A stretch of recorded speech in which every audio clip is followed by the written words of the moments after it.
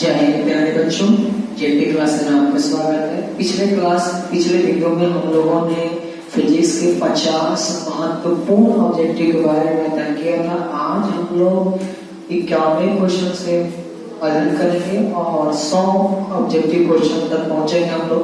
तो चलिए शुरुआत करते हैं। और शुरुआत करने से पहले एक बात करना चाहूंगा, पिछला वीडियो आप जरूर देख लें ताकि आपको इसके बाद जो भी क्वेश्चन आएंगे समझ में आएंगे।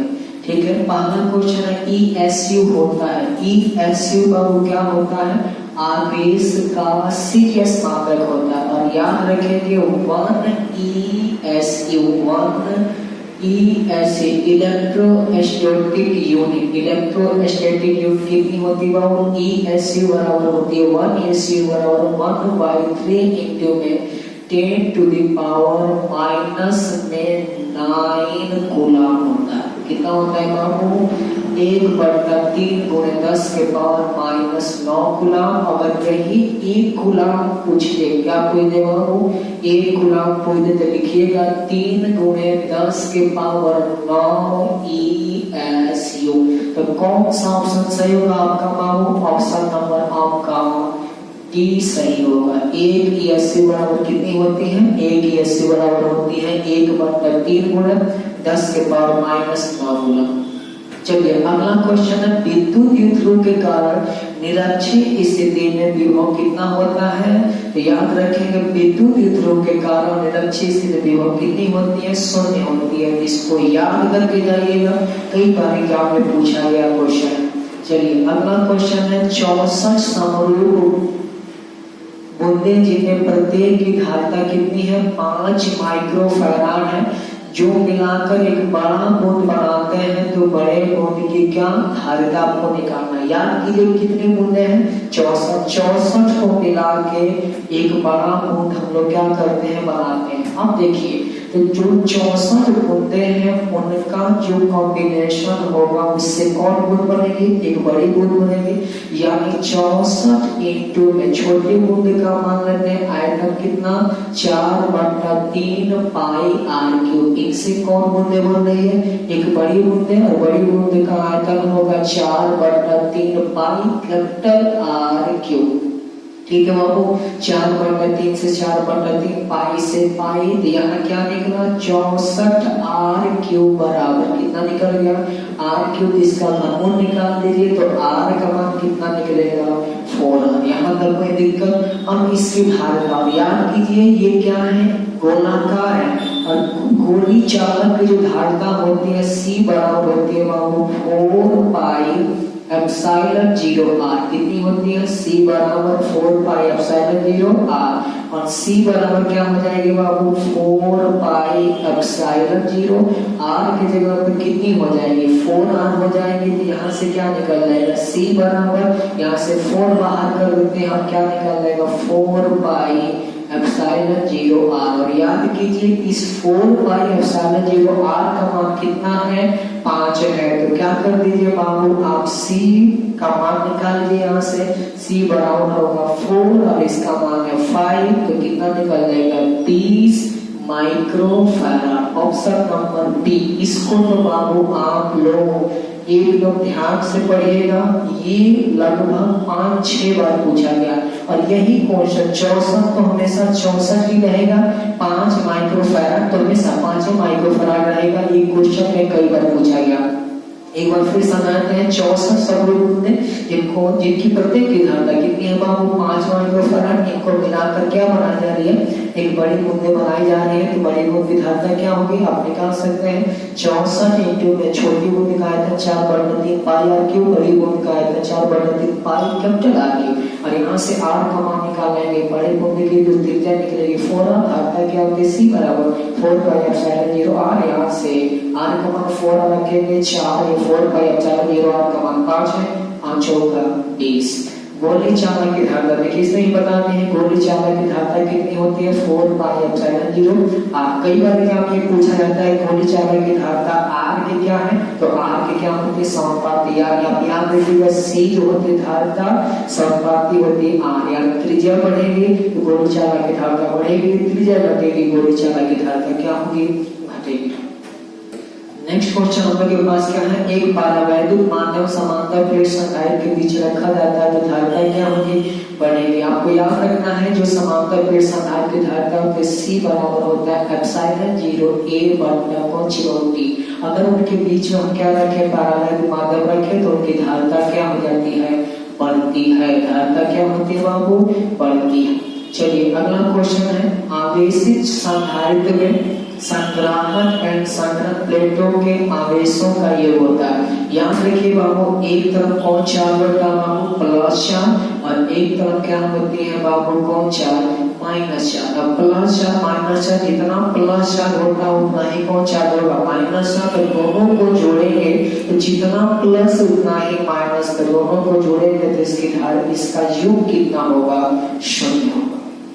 ठीक है, चलिए अगला क्वेश्चन देखते हैं हम लोग। खोखले गोले चालक के अंदर, ये तो कई बार पूछा गया है, किसी भी खोखला गोली चालक ऊपर क्या है बाबू, आवेश है और अंदर कोई आवेश नहीं है, तो खोखला गोली चालक के अंदर तीव्रता कितनी होती है बाबू, 0 होती है। E नॉट का मात्रक क्या होता है, आप पढ़े हैं, F बराबर क्या होता है, कूलम्ब बल 1/4 pi epsilon not Q into Q बटा R स्क्वायर। यहाँ से एप्सिलॉन नॉट का मान निकालेंगे तो क्या हो जाएगा बाबू, इसको नीचे ला लेते हैं, Q इंटू Q नीचे बाबू 4 पाई क्या आ जाएगा F और फिर क्या आएगा R स्क्वायर। याद रखिए आवेश का मात्रक क्या होता है, कूलम्ब। कूलम्ब 2 बार हो जाएंगे तो मात्रक हो जाएगा इसका, यानी इसका जो क्या होगा, मात्रक होगा, हम लिख लेते हैं E नॉट, यानी निर्वात की पारगम्यता।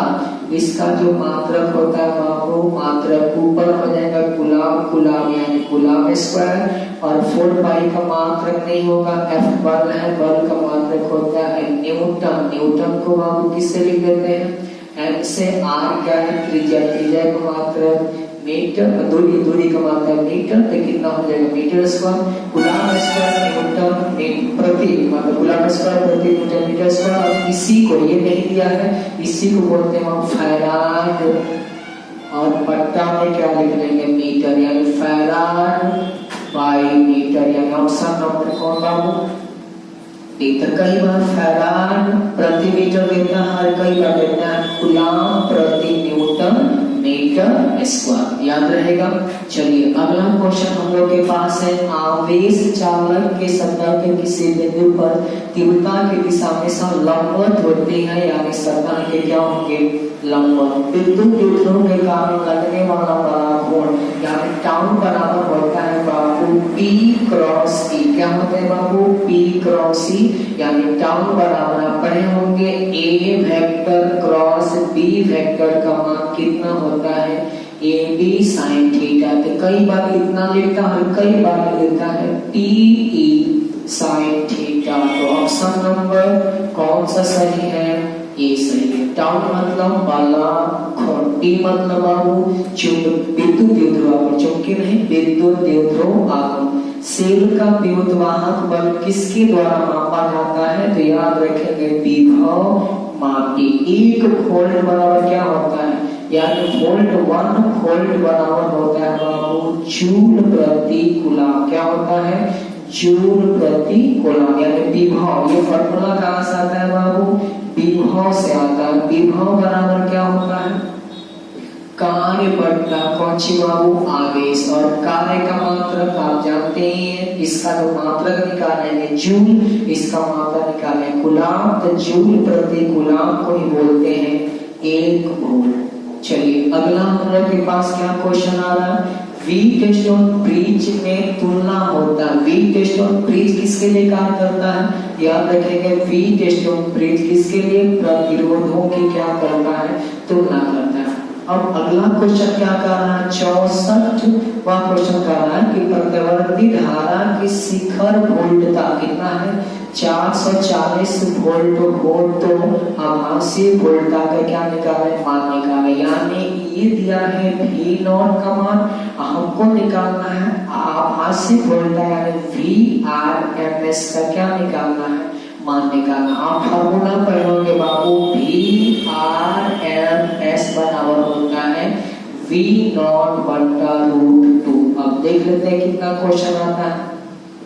V R M S यानी रूट में स्क्वायर वोल्टेज बराबर हो जाएगा V0 का मान कितना है क्वेश्चन में 440 बटा √2। इसको लिख सकते हैं बाबू 2 इंटू में कितना 220/√2। इससे कटाइएगा तो ये हो जाएगा √2 यानी 220/√2 यानी ऑप्शन नंबर सी क्या है सही है।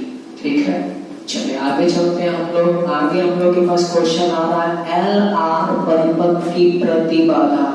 LR परिपथ की प्रतिबाधा जो होती है, L मतलब होता है प्रेरकत्व, R मतलब क्या है प्रतिरोध, और प्रतिबाधा आपको याद रखना है Z बराबर ये हो जाएगी √R क्या है प्रतिरोध। प्रतिरोध का जो क्या होता है प्रतिरोध R ही मान लेते हैं तो ये क्या हो जाएगा R², और L का जो होता है इस पढ़े होंगे आप लोग XL जो होती है कितनी होती है बाबू ओमेगा, इसका स्क्वायर करेंगे ω² L²। ये कई बार पूछा गया क्वेश्चन है, यानी क्या हो जाएगा √ω² L²। ऑप्शन नंबर सी सही है। चलिए प्रतिबाधा या प्रतिघात याद करके जाना है। प्रतिबाधा या प्रतिघात इनका मात्रा क्या होगा ओम होगा। अगला हम लोग के पास क्वेश्चन है प्रतिवर्ती धारा का शक्ति गुणक। पढ़े बाबू P एवरेज बराबर क्या होती है IRMS यानी रूट में स्क्वायर करंट इंटू में VRMS इंटू में cos फाई कितनी होती है बाबू, और यही cos फाई है कौन गुणांक है शक्ति गुणांक। कौन गुणांक बाबू शक्ति गुणांक। यहाँ से कंडीशन आता है वाहक धारा का, जब किसी भी विद्युत परिपथ में प्रतिरोध नहीं जुड़ा हो तो उसका दिशा में जो हम लोग के पास क्या होती है फाई का मान 90 डिग्री और cos 90 का मान 0 होता है, यानी P अगर 0 आ जाता है तो उस दिशा में बहने वाली धारा क्या कहलाती है वाहक धारा। 2 नंबर में क्वेश्चन पूछता है तो शक्ति गुणांक क्या आ जाएगा बाबू cos फाई। वर्ग माध्य मूल धारा और शिखर धारा का अनुपात क्या होगा। अभी मैंने आपको बताया बाबू कि जो हमारे पास कौन धारा वर्ग माध्य मूल धारा का मान जो था, जैसे वोल्टेज के निकाल लेंगे वैसे इसके लिए धारा के लिए निकाल लेंगे तो इसका मान होता है IRMS। ठीक है बाबू, और ये जो मान होता है किसके बराबर I0 बटा √2, और हम इसको क्या कर देते हैं शिखर धारा से इसको क्या कर देते हैं भाग दे देंगे, यानी कौन धारा बाबू यहाँ पे हम लोग का शिखर धारा, और शिखर धारा कुछ नहीं बाबू इसको किससे I0 से लिखिए तो I0 से I0 खत्म ऊपर बचा 1 नीचे √2 यानी 1/√2। ऑप्शन नंबर कितना सही है बी सही है, याद हो जाएगा। चलिए आगे बढ़ा जाए।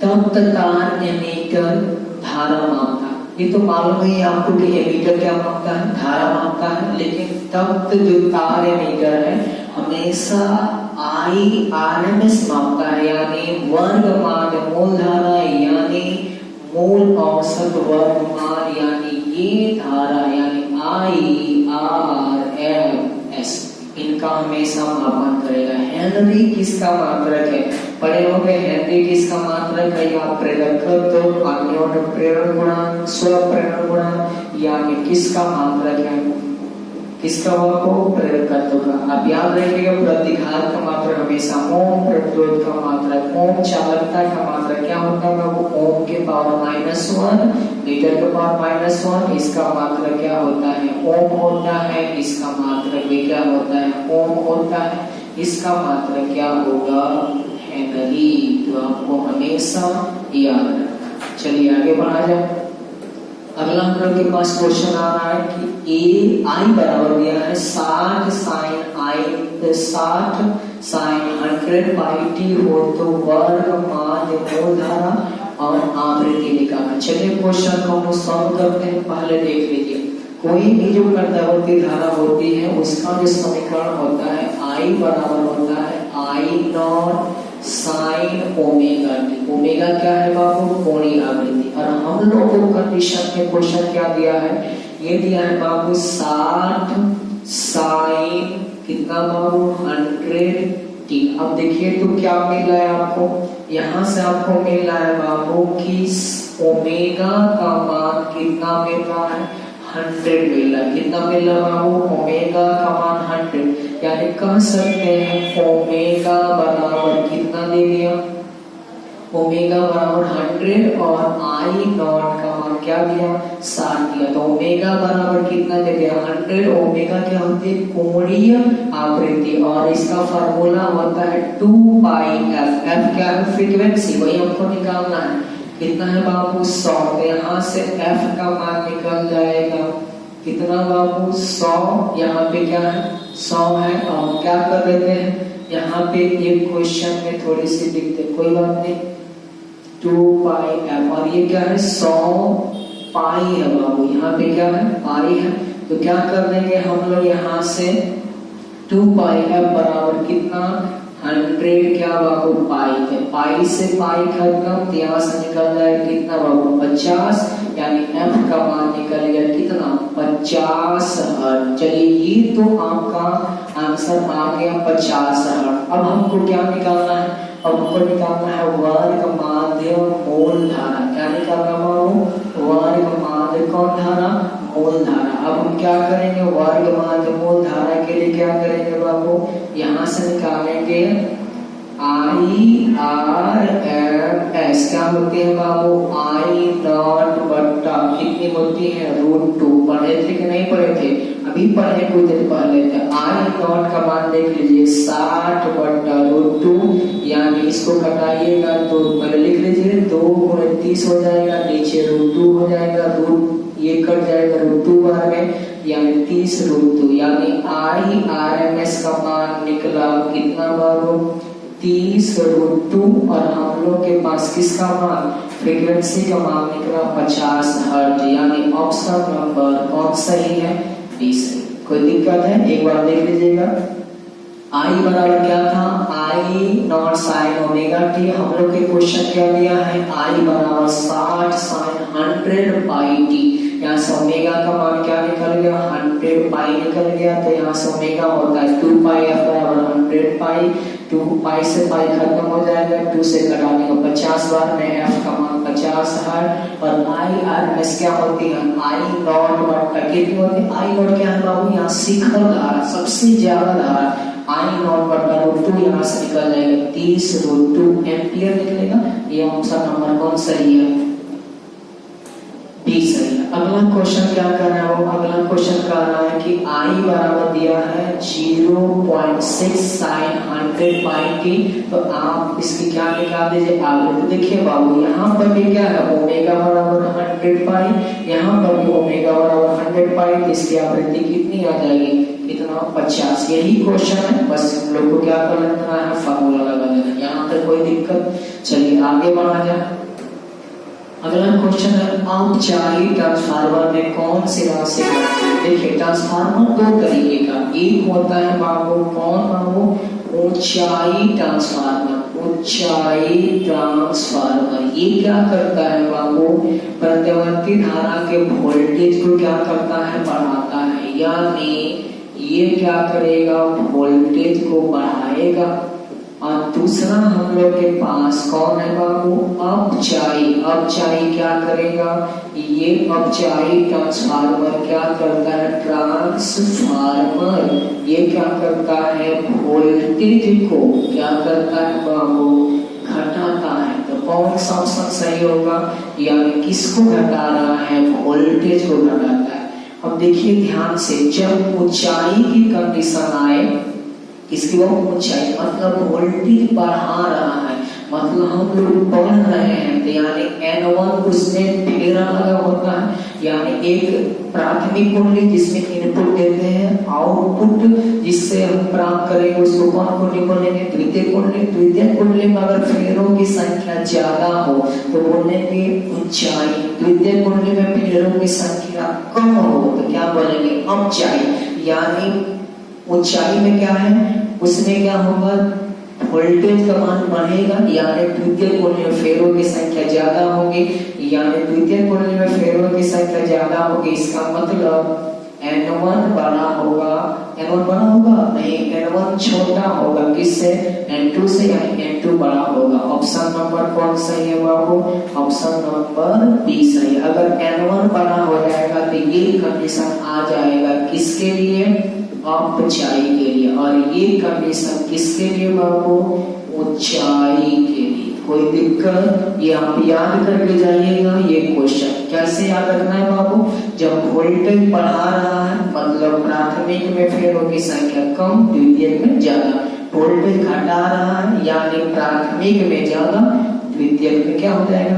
कम हो जाएगा। ठीक है, चलिए अगला क्वेश्चन है, ट्रांसफार्मर में विद्युत ऊर्जा का उष्मा में, यानी ट्रांसफार्मर में जो कुंडली बनी होती है तांबे के तार की, वही गर्म होता है तो वहां से क्या उत्पन्न होता है? उष्मा उत्पन्न होती है, यानी ताप ह्रास में। अब कांच से वायु में प्रवेश करते समय किस प्रकाश का क्रांति कोण सबसे कम होता है? अब बताइए बाबू, जिसका अपवर्तनांक ज्यादा होता है, क्या याद रखेंगे बाबू? जिसका अपवर्तनांक क्या है, यानी अपवर्तनांक डायरेक्टली नहीं इनडायरेक्टली प्रोपोर्शनल कौन कोण बाबू? क्रांति कोण। अब याद रखिएगा, क्या याद रखना है? जिसका अपवर्तनांक ज्यादा उसका क्रांति कोण यानी कम होना चाहिए। अगर क्रांति कोण ज्यादा है तो अपवर्तनांक क्या होना चाहिए? कम। अब बताइए सबसे ज्यादा अपवर्तनांक किसका होता है? बैगनी का। तो सबसे कम किसका क्रांति कोण हो जाएगा? यानी क्रांति कोण सबसे कम किसका होगा बाबू? बैगनी का। किसका सबसे कम अपवर्तनांक होता है? लाल का। तो किसका क्रांति कोण सबसे अधिक होगा? किसका? लाल का। तो सबसे कम क्रांति कोण किसका होगा? कहिए बैगनी का। ठीक है, क्रांति कोण सबसे ज्यादा किसका होगा? लाल का। याद रखिएगा, अपवर्तनांक अगर बढ़ेगा क्रांति कोण घटेगा, अपवर्तनांक अगर क्या हो जाए? घट जाए, क्रांति कोण क्या हो जाएगा? बढ़ जाएगा। तो लाल रंग का क्रांति कोण अधिक होता है, बैगनी रंग का क्रांति कोण क्या होता है? कम होता है। चलिए आगे हम लोग देखते हैं किसका अपवर्तनांक सबसे अधिक होता है। तो आप वायु का जानते हैं, लगभग में 1 मान लिया जाता है, लेकिन होता है 1.003। जल का होता है 1.33, हीरा का होता है 2.42 से 2.46 तक, कांच का होता है 1.5। किसका ज्यादा है बाबू? हीरा का सबसे 2.46। लेंस की क्षमता का मात्रा क्या होता है? डायऑप्टर। ये तो आप लोग कई बार पढ़ेंगे, 10 में भी पूछा जाता है। लेंस की क्षमता का मात्रा क्या होती है? डायऑप्टर होती है। दो लेंस की क्षमता -15D और 5D हो तो समतुल्य। क्या रखिएगा बाबू? यहाँ पे होगा समतुल्य लेंस की क्षमता होती है। बस कुछ नहीं करना है, इसको जोड़ देना है। P1 प्लस क्या होगा? P2। तो P का मान हो जाएगा, P1 का मान क्या दिया बाबू? -15D और प्लस P2 का मान दिया है 5D। हटा दीजिए, P का मान हो जाएगा -10D और ये हो जाएगा। यानी क्षमता जो होती है गलती यहाँ पे लिख दिया गया। अब याद रखिएगा, ये डायऑप्टर होगा, ये भी क्या होगा? डायऑप्टर होगा, ये भी डायऑप्टर, ये भी डायऑप्टर। यानी कितना होगा बाबू? -10। कोई दिक्कत? चलिए आगे हम लोग बढ़ते हैं। हाँ, एक बात याद रखिएगा, माइनस ये बता रहा है कि कौन सा लेंस होगा? अवतल लेंस होगा। और अगर प्लस देगा तो कौन सा लेंस होगा? उत्तल लेंस। प्रकाश का वर्ण निर्णायक है। कौन सा प्रकाश का वर्ण निर्णायक होता है? याद रखिएगा, आवृत्ति। चलिए अगला हम हम लोग क्वेश्चन देखते हैं, जब प्रकाश की किरण अवरोध के किनारों से मुड़ती है, यानी किसी नुकीले भाग से टकरा कर क्या हो जाती है, या टकरा के बेंड हो जाती है, तो उसको बोलते हैं विवर्तन। ये कई बार एग्जाम में पूछा गया है। चलिए अगला, व्यतिकरण फेरे की जो चौड़ाई होती है बीटा, मतलब यहाँ पे क्या लिखते हैं, बीटा बराबर टी लैम्डा बटा टी। तो कौन सा ऑप्शन सही है?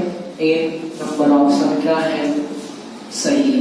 विनाशी व्यतिकरण के लिए पथांतर होता है, आप याद रखिएगा, विनाशी व्यतिकरण के लिए पथांतर होता है, वो जो होता है लैम्डा बाई 2 का, लैम्डा बाई 2 का कौन सा इवन मल्टीपल नहीं, ऑड मल्टीपल होता है। ऑड मल्टीपल यानी यहाँ पे लिख सकते हैं 2n प्लस माइनस 1, यानी 1 जोड़ सकते हैं या 1 हटा सकते हैं। तो कौन सा ऑप्शन सही है? चलिए अगला क्वेश्चन हम लोग के पास है, यानी इसका तो ऑप्शन आपको याद होगा 2n प्लस 1 लैम्डा बाई 2। अगला क्वेश्चन है रचनात्मक व्यतिकरण के लिए होता है, कभी मैंने बताया, बस आपको याद रखना है। तरंग है लैम्डा बाई 2 मान लीजिएगा, कहते तो लैम्डा होगा 2, और यहाँ पे इवन मल्टीपल 2 है, 2 से 2 खत्म, यानी n लैम्डा। ऑप्शन नंबर कौन सही है? डी क्या है, सही। चलिए आगे देखते हैं हम लोग। अगला हम लोग के पास क्वेश्चन क्या आ रहा है बाबू, कलांतर का पथांतर से संबंध होता है। याद रखिए, कलांतर मतलब कोण में अंतर, पथांतर यानी पथ यानी रास्ता में अंतर।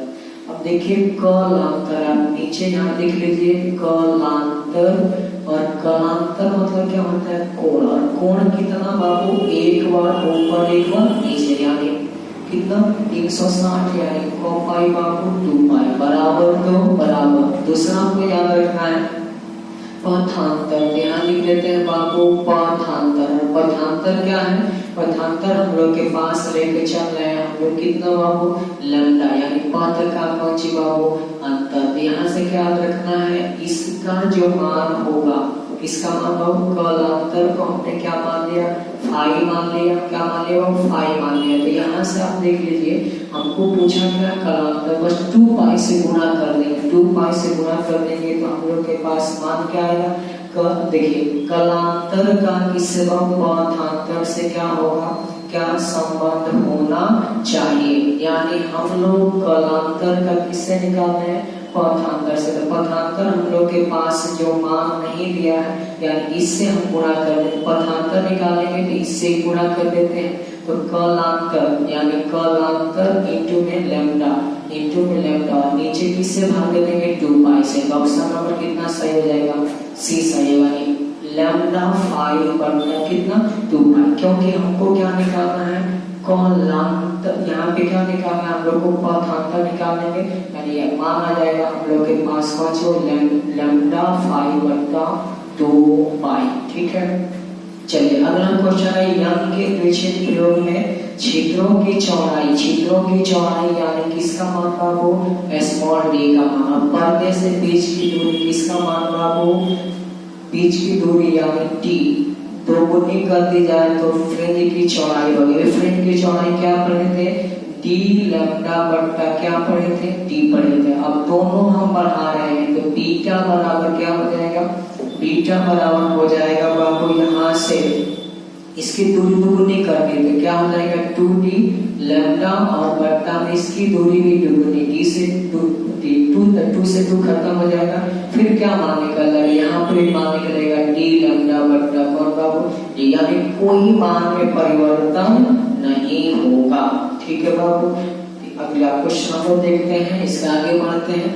आगे है ताप घटाने पर अर्धचालक का बल। देखिए चालक जो होता है, चालक की कंडीशन में अगर हम क्या बढ़ा दे बाबू, ताप बढ़ा देते हैं चालक का, चालक अगर ताप बढ़ाते हैं तो इसका मान बाबू प्रतिरोध का मान, यानी ताप बढ़ाने से चालक का प्रतिरोध क्या हो जाता है, बढ़ जाता है। लेकिन अगर हम किसकी बात करें, अर्धचालक की, तो इस कंडीशन में ताप अगर हम बढ़ाते हैं तो इनका क्या कम हो जाएगा, इनका प्रतिरोध क्या हो जाएगा, कम हो जाएगा। यानी अर्धचालक का ताप बढ़ाने से प्रतिरोध घटता है, तो प्रतिरोध क्या हो जाएगा, घट जाएगा। समझ में आया बाबू? ताप, देखिए इसमें क्या क्वेश्चन है, सॉरी क्वेश्चन क्या है, क्वेश्चन ताप घटाने पर अर्धचालक का प्रतिरोध, यानी ताप घटाएंगे यानी प्रतिरोध क्या हो जाएगा, बढ़ जाएगा। यानी देखिए ताप बढ़ा रहे हैं तो घट रहा है, और अगर हम ताप घटाएंगे इसका मान क्या हो जाएगा, बढ़ जाएगा। यानी क्या होगा, बढ़ता है। ठीक है, चलिए टी टाइप अर्धचालक में आवेश वाहक होते हैं। टी टाइप यानी इसमें टी टाइप में पॉजिटिव होते हैं, यानी होल्स वीवर, यानी होल्स यानी वीवर टी टाइप अर्धचालक में आवेश के वाहक होते हैं। अगला क्वेश्चन हम लोग के पास है एन टाइप अर्धचालक में मिलाया जाता है। एन टाइप में टी पंच संयोजित तत्व, ये याद रखिएगा, पंच संयोजित तत्व किसमें, एन टाइप में, और त्रिसंयोजित तत्व किसमें बाबू, टी टाइप में मिलाया जाता है।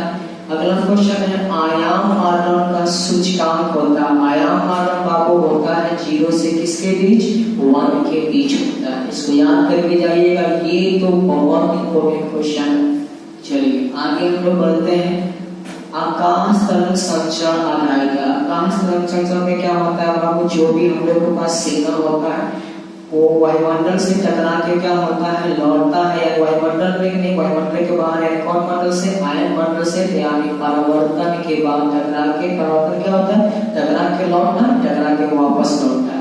अकेले युक्ति जो मानदंड तथा विमानदंड दोनों का कार्य करती है उसको हम लोग क्या बोलते हैं, मॉडल बोलते हैं। मॉडल यानी इसको इंग्लिश में बोलते हैं मॉड्यूलेशन। क्या बोलते हैं बाबू, मॉड्यूलेशन। इसको बोलते हैं डीमॉड्यूलेशन, डीमॉड्यूलेशन। अब देखिए यहाँ से क्या आपको मिल रहा है, MODEL, यानी क्या बाबू, मॉडल। ठीक है, चलिए टीवी प्रेषण टावर की ऊंचाई कितनी है, 245 मीटर हो तो कितनी दूरी तक प्रसारण भेजेगा। बाबू आप हाइट ऑफ एंटीना पढ़े होंगे, वहां पे फॉर्मूला आता है T बराबर √2RH। T बराबर यहाँ से क्या हो जाएगा, 2R क्या है, पृथ्वी की त्रिज्या कितनी होती है, 6400 किलोमीटर। देखिए हम किसमें लेकर चल रहे हैं, किलोमीटर में। H यानी एंटीना की हाइट कितनी है, 245 मीटर है। इसको किलोमीटर में चेंज करेंगे तो कितना हो जाएगा, यहाँ से निकल जाएगा आपके पास, यानी 1000 से भाग देंगे तो ये हो जाएगा 0.245, और आप इसको सॉल्व कीजिएगा 100% आएगा 56 किलोमीटर, यानी ऑप्शन नंबर सी सही। ठीक है, NOR। चलिए हम सबसे पहले आपको बता दें, अगर OR होगा इसके लिए लिखिएगा A+B, यानी ये Y के बराबर होगा, यानी Y क्या है, आउटपुट है, A और B क्या है, इनपुट है। अगर एंड की बात करेंगे तो एंड में क्या लिखेगा बाबू, A.B बराबर क्या है, आउटपुट है। अगर हम बात करें नॉट में, नॉट मतलब नहीं, इस कंडीशन में ए इसके ऊपर बार लगा देंगे, यानी नहीं का कंडीशन है, ये हम लोग के पास आउटपुट होगा। अब हमको क्या समझना है, NOR, यानी नॉट का मतलब देखिए क्या लगा रहे हैं, बार लगा रहे हैं, यानी नहीं है। तो देखिए पहले क्या है, और है, और का क्या है बाबू, देखिए तो A+ क्या है, B है। अब इसका नॉट लगा देंगे, इसके ऊपर बार लगा देंगे, यानी ऑप्शन नंबर कौन सही है बाबू, B सही है। अगर इसी तरीके से अगर हम किसका निकालें, NAND गेट का, NAND, इसका क्या हो जाएगा बताइए, तो इसका हो जाएगा A.B, किसका है, एंड का, इसके ऊपर बार, यानी किसका, नेट का। ये दोनों में से एक 100% आपका क्या होगा, पूछेगा, इसको याद कर लेना। ठीक है बाबू, चलिए आगे हम लोग बढ़ते हैं। हम लोग के पास अगला क्वेश्चन है नेट गेट। अभी बताएं नेट का क्या था बाबू, नेट का था A.B का बार, यानी कैसे, एंड का होता है A.B, किसका, एंड का, इसके ऊपर बार लगा देंगे, किसका हो जाएगा, नेट का। ठीक है, चादरों के बीच अब देखिए एक आवेशित चादर की तीव्रता होती है सिग्मा बटा 2 एप्सिलॉन नॉट, लेकिन अगर चादरों के बीच कहेगा तो सिग्मा बटा एप्सिलॉन नॉट। इसको याद करके जाना है। नेक्स्ट क्वेश्चन हम लोग के पास आ रहा है, चालक के कारण तीव्रता होती है, चालक के कारण तीव्रता होती है बाबू सिग्मा बटा एप्सिलॉन नॉट धातुओं की परावैद्युता। याद रखिएगा बाबू, वायु की अगर ये परावैद्युता, वायु की परावैद्युता याद रखना है, एक मान लिया जाता है और धातु का माना जाता है कितना बाबू, एक से अधिक, इससे अधिक, एक से अधिक। लेकिन अगर हम बात करें किसकी, धातु की परावैद्युता, याद रखिएगा ये जरूरी नहीं कि यही पूछे, वायु का एक और धातु का एक से अधिक, और इसका बाबू धातुओं का क्या होता है, अनंत। कोई दिक्कत यहाँ पर। चलिए अब हम लोग बात करते हैं अगला क्वेश्चन, अबिंदुता के निवारण उपयोग किया गया। ध्यान से देखिएगा, अगर हम लोग के पास कौन सा दोष हो बाबू, निकट दृष्टि दोष, सबको याद रखिएगा, निकट दृष्टि दोष। अगर हम क्या हो बाबू, दूर दृष्टि दोष, यदि क्या हो बाबू, यहाँ पे हो सकता है जरा दूरदर्शिता, या हो सकता है अबिंदुता, अबिंदुता। अब क्या होता है, इनमें थोड़ा सा ध्यान देना है। इनमें क्या होगा बाबू, अगर कौन सा दोष हो, अगर निकट इसको दूर करने के लिए कौन सा लेंस, अवतल लेंस। अगर दूरदृष्टि दोष हो कौन सा लेंस, उत्तल लेंस। अगर जरा दृष्टि दोष हो तो इसको दूर करने के लिए द्विफोकल लेंस, कौन सा लेंस बाबू, द्विफोकल लेंस। और यदि क्या होता है अबिंदुता, याद रखेंगे बेलनाकार लेंस। इन चारों में से एक पूछेगा, इसको याद कर लेना है। निकट दृष्टि दोष को दूर करने के लिए अवतल लेंस, दूर दृष्टि दोष को दूर करने के लिए उत्तल लेंस, जरा दूरदर्शिता को दूर करने के लिए द्विफोकल लेंस, और अबिंदुता को दूर करने के लिए बेलनाकार लेंस।